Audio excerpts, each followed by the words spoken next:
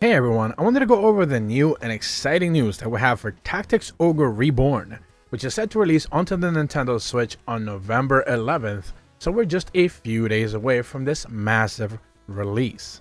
And today what I wanted to go over is 5 major changes that the game is seeing being added in and being changed from the original release when it comes to recruitment of units, items found all over the floor, the Wheel of Fortune, the Chariot Turret, and lastly the World Turret as well.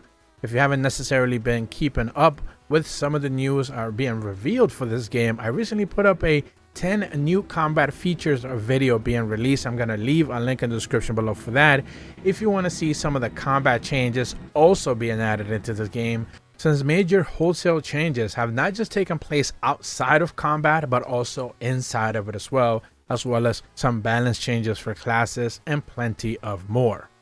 But it all starts with the recruitment of units, and in the most recent blog, which I'm also going to be leaving a link in the description below, they mentioned that one way to gather new units for your party is to hire them from the shop, but you can also persuade many hostile units you meet in battle to join you and put these formerly hostile units to work, and their relatively powerful skills and special new moves will now be part of your arsenal to use within your own army.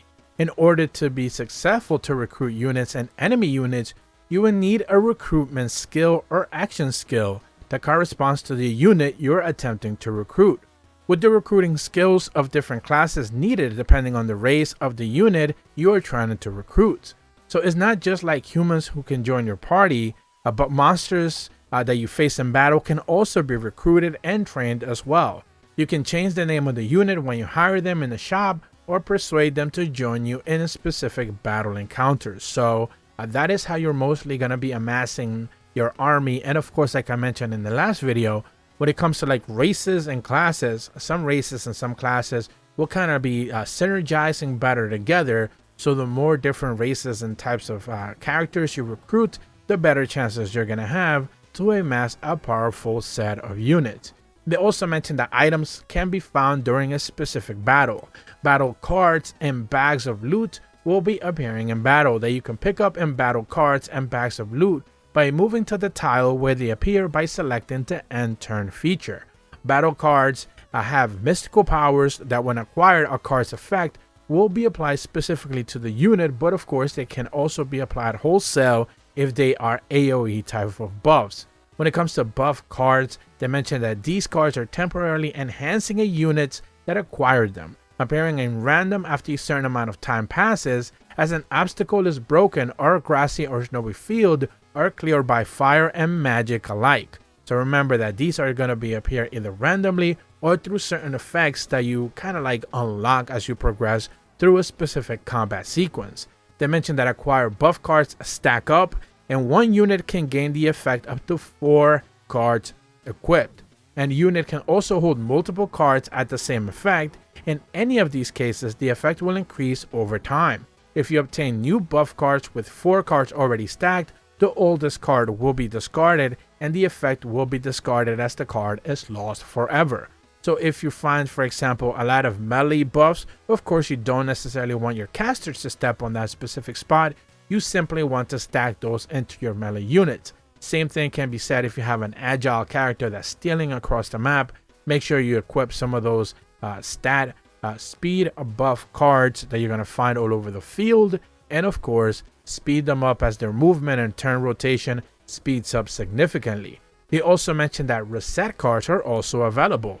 These cards reset the effect of any buff cards and units previously acquired, appearing at random after a certain amount of time passes, or an obstacle is broken, or grassy or snowy fields are clear with major fire or magic alike, and the same parameters as the buff cards.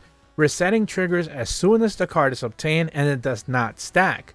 You can use this to your advantage by knocking out an enemy unit to a tile with a reset card to remove all their buff cards. So not only do you have to use this if you wish to remove some of the buffs or one of your units, but you can actually push enemy units into them if they already stacked up some of the buffs and debuff them in that way as well. And when it comes to stat cards, they mentioned that when you defeat an enemy unit, either a stat card or a bag of loot will be appearing as you knock down a unit. If a stat card does drop, it will permanently increase the stats of the unit that it picks it up by a small amount. The effect triggers as soon as it's obtained, and it does not count down towards the 4 buff cards that unit can hold. So not only can you have normal buff cards, but also stat cards that are going to continually increase and stack up as well.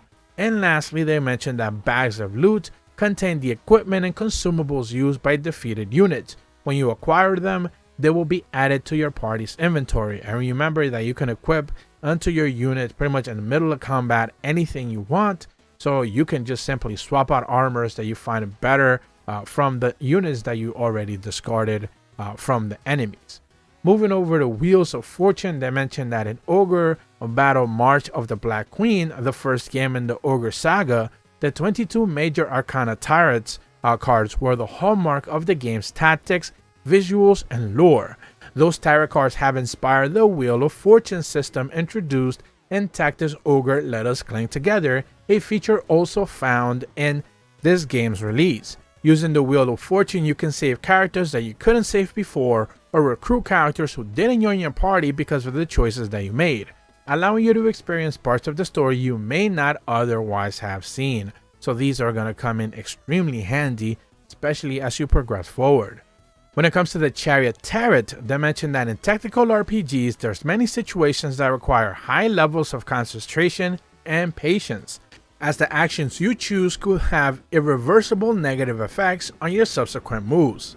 If you happen to make a mistake, you might have to start all over again from the beginning. However, in Tactics Ogre Reborn, the Chariot Turret allows you to go back through your previous actions and replay from a turn of a specific choice.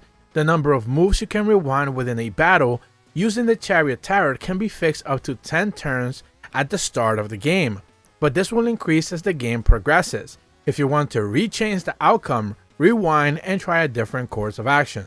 So essentially, if you make a mistake, if you don't like the outcome, if you got a unit KO'd, anything like that, you can just rewind and try again. The last feature and major change that they're adding in is the World Turret. This game contains a branching story where you often need to make key decisions that have huge impact on how the game unfolds. However, due to the nature of the tactical RPG genre, your total playtime can become rather extensive should you try to experience the entire story.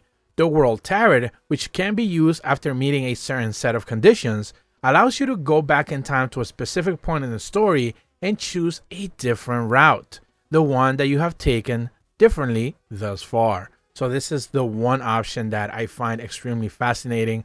I do specifically remember touting AI Somnium files for simply having kind of like a timeline type of thing where you could just go back to a very specific point in the story. It would simply show you that the story diverged at that point, and you could just subsequently pick up right from there and choose a different option to get a different branch of the story. And the game kind of like needed for you to be able to see all the branches in order for you to be able to get the true ending. So I'm so glad that this game is also taking a little bit of that idea where you can now go back to a specific point, play a different branch, and see how it goes. You don't have to do a new game plus or anything like that. You can just see many of the different story branches in one simple playthrough. But that's about all the information that I want to go over with you guys today for 5 major changes being confirmed for Tactics Ogre Reborn, set to release in just a brand new couple of days for the Nintendo Switch, PlayStation, and PC as well. I believe Xbox as well. If you're brand new to my channel, be sure to leave a like and subscribe, hit the bell to receive notifications when the videos go up, and as always, thank you so much for watching. See ya!